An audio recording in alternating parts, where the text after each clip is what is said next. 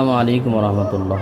সম্মানিত দিনী ভাইয়েরা, আমার বয়স, আমার কণ্ঠ যারা শুনছেন, আমি সবাইকে আন্তরিক মোবারকবাদ জানাচ্ছি। একটি বার্তা দেওয়ার জন্য আপনাদের সম্মুখে উপস্থিত হয়েছি। বলার মতো যোগ্যতা, অভিজ্ঞতা কোনটি আমার মধ্যে নাই। যা সত্যটা প্রকাশ করার জন্য উপস্থিত হয়েছি। যারা একজন নিজেকে দক্ষ মুদাব্বির বানাতে চান, একজন চিকিৎসক বানাতে চান, তো অবশ্যই রুহানি তদবির এবং হোমিও চিকিৎসার কাফেলা অংশগ্রহণ করতে পারেন। আমি বাংলাদেশ থেকে ইন্ডিয়ার একটি কাফেলাতে অংশগ্রহণ করেছি।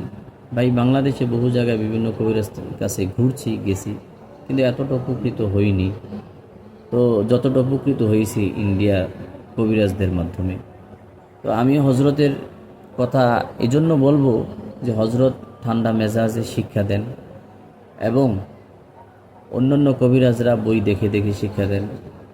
ওনার বই ধরতে হয় না, ওনার ওস্তাদের কাছ থেকে যেগুলো শিখছেন দিল খুলে, দিল খুলাসা করে মানুষদেরকে শিক্ষা দিচ্ছেন, যা আমি নিজেও কয়েকটা কাজ করে উপকৃত হয়েছি। তাই আপনারা সুযোগ যেন হাতছাড়া না করেন, সেজন্য আমি আপনাদের কাছে বার্তাটা পৌঁছালাম। আপনারা যদি নিজেদেরকে একজন দক্ষ এবং বিশ্বস্ত মুদাব্বির তৈরি করতে চান, তাহলে হজরতের এই কাফেলায় অংশগ্রহণ করতে পারেন। ওয়াল্লাহি, আমি আমার দিলের কথা বলছি, হৃদয়ের কথা বলছি, আমি বানিয়ে কোনো কথা বলছি না। অনেক উপকৃত হতে পারবেন। চারিদিক ওনার জ্ঞান রয়েছে। আল্লাহ আমাদের সবাইকে হজরতের কাছ থেকে উপকৃত নেওয়ার তৌফিক দান করুন। সবাই বলি আমিন। আমার প্রিয় ভাই, আমি হজরতের নাম্বার নিচে দিয়ে দিব।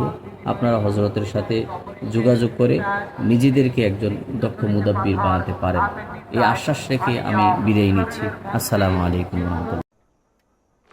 বাবা, ফিস তো বেশি। মামনি, মনে আছে বোনাসের কিছু টাকা সরিয়ে আমরা আরেকটা অ্যাকাউন্টে রেখেছিলাম? 2 বছরে ওই অ্যাকাউন্টে কোনো ট্রানজাকশন হয়নি।